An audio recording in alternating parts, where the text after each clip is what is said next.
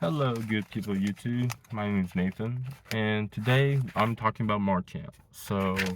If if this is your first time hearing about Mark Camp and this is your first time on my channel, welcome. My name is Nathan, and what Mark Camp is I'm part of a Christian fellowship. Let's backtrack.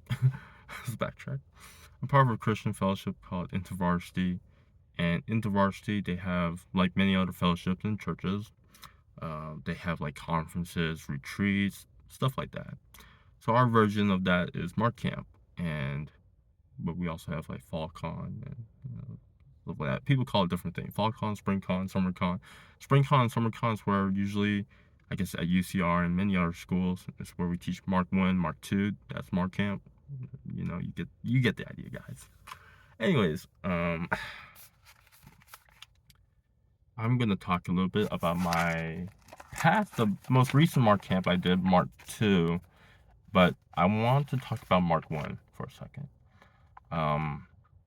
Mark 1 for me, so Mark 1, my experience in Mark 1 was it was a mixed experience. I was in that stage where I was deciding did I want to commit to InterVarsity because there was another fellowship I was part of at that time called A2F, and it was nothing bad happened to me yet.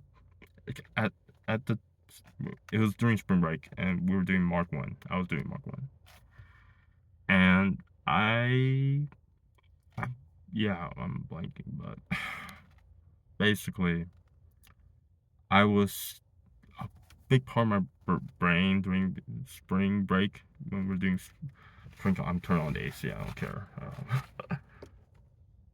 Oh shit, that's not the AC. I'm in my car, guys. My house, the AC does not work for some reason. It's very weird. Anyways, back to the Mark Camp. Mark Camp content. So Mark 1 for me was about learning about who Jesus is and what made Jesus, I guess, the person he is, right? His beliefs, his character, right? We learn about the miracles he did, the stuff he performed. Um, I guess some stuff I can see is like he cast out demons out of a person into a herd of pigs, and those pigs ran off the cliff. Um, he came. I guess we're learning about like during Mark 1 who actually Jesus is and what makes him the Son of God, right? Mm, Mark 2. Now, Mark 2 is about what does it actually mean to follow Jesus? Jesus Christ, right? Jesus,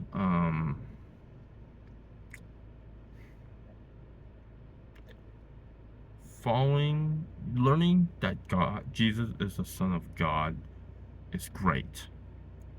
But learning what it means to be a follower of Christ, that's different, right?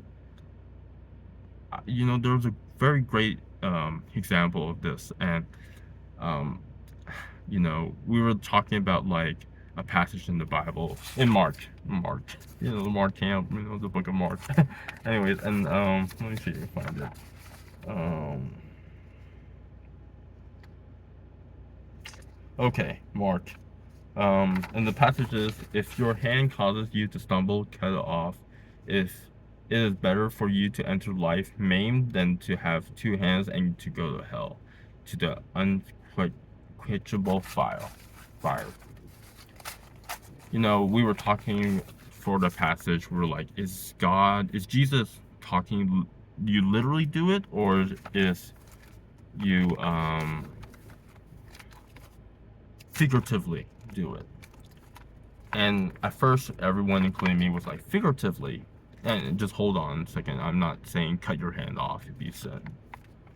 But Jesus, and then we did an exercise where, all right, if we're blinded, for me, I was blind. I had a blindfold over me. We were told to walk around the building. That lasted like 20 minutes. I'm sorry, it took me a really long time to walk around. Um, but I guess my staffer, he was leading the Mark study, and he basically said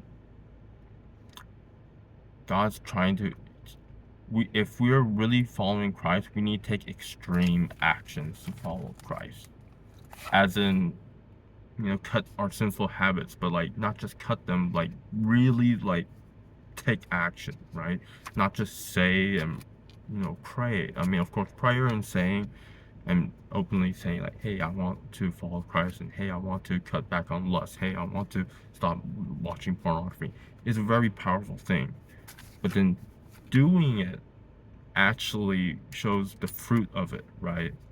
And so I mean I still struggle with this. I mean everyone does. Even my staffer, he told me every you, just because you went through Mark Camp or just because you accepted Christ doesn't mean that your growth stops there.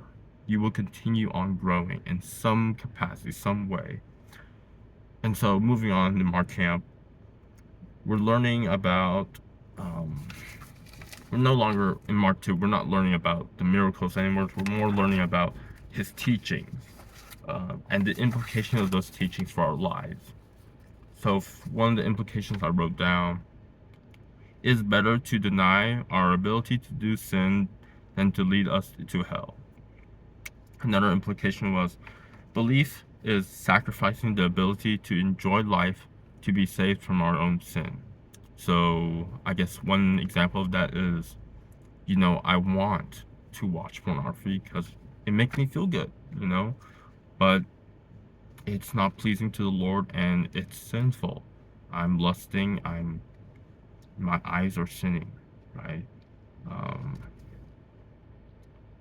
and I need to sacrifice that, not literally by gouging my eyes out, but by, maybe blocking incognito, which I've done, um, or setting up prayer partners and, openly telling the people around you, like your pastors or your friends, like, hey, I have this issue. Can you point me to some tips on how you overcame it, or how can I do better, or can you pray for me? And implications we did.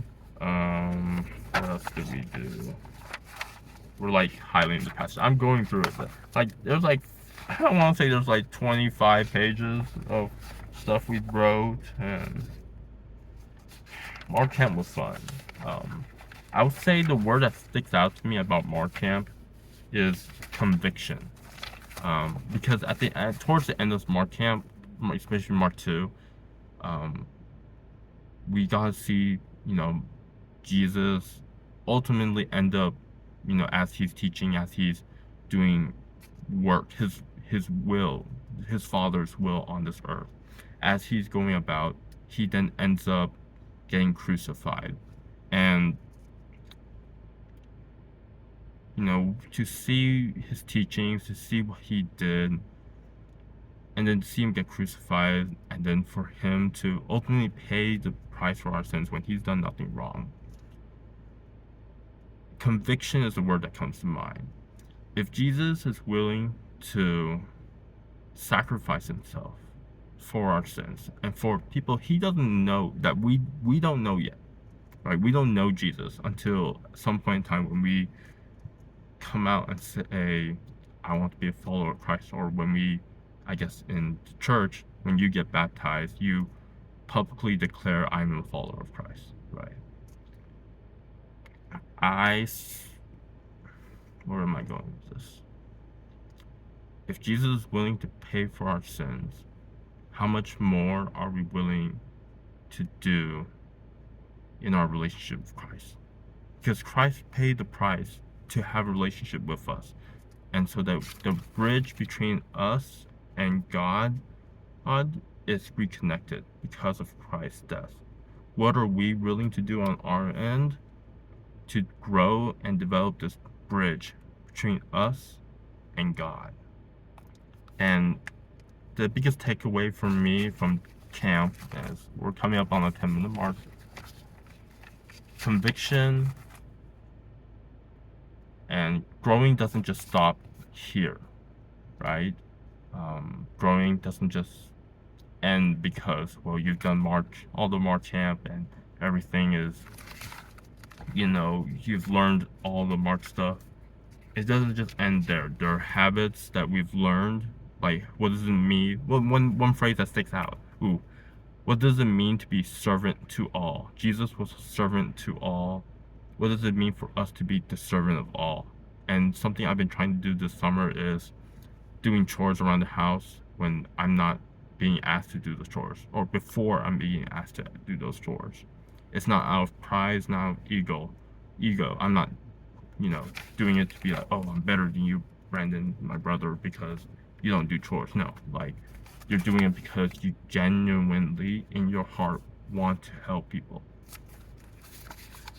Another, before I go, because I can't sit in this car and just keep running the engine just to turn on the car's AC. Another thing that came to mind was Jesus and how we are to look at our position in the world. The world, so my staffer, he made a really great connection, and it was, this is how the world is. It's a pyramid, right? The people at the bottom are the people who, there's a king at the top, and that king or the CEO or whatever, he at the top gets the most praise, honor, worthy, wealth, whatever. He gets everything. The people at the bottom, they're scums. They're the beggars. They're the outcasts. When Jesus came, he flipped it upside down. Ah, damn, this pyramid sucks. But he flipped it upside down. And my staffer told me, as he's teaching this, Jesus came not to be exalted like a king, but to exalt others, right? So the people he exalted were the disciples. He exalted the woman who poured the alabaster jar of fragrance over him. He exalted the beggars. He exalted the people who couldn't see and healed them. He performed miracles to exalt and show God's love. And we as Christians are called to do the same. I think that was one of the most powerful things I saw and heard. That we are not called to exalt ourselves, rather our faith and our good works through Christ is to exalt the people around us, to make the other people around us look great, not to make ourselves look great. I know there's a lot. Thank you for sticking with me there. But March camp, for me, this past summer has been really convicting, and I can't wait to go back next year. Although it might be like Mark 1 repeaters, or it might be like senior seminar, who knows, prayer seminar. I'm looking back, and I would say Mark 2 camp for me was one of the most powerful experiences because it was so convicting and just touched me in every aspect of my life and how I saw myself in the world. Alright, thank you for sticking around, everybody. I'll see you all in the next video. Bye bye.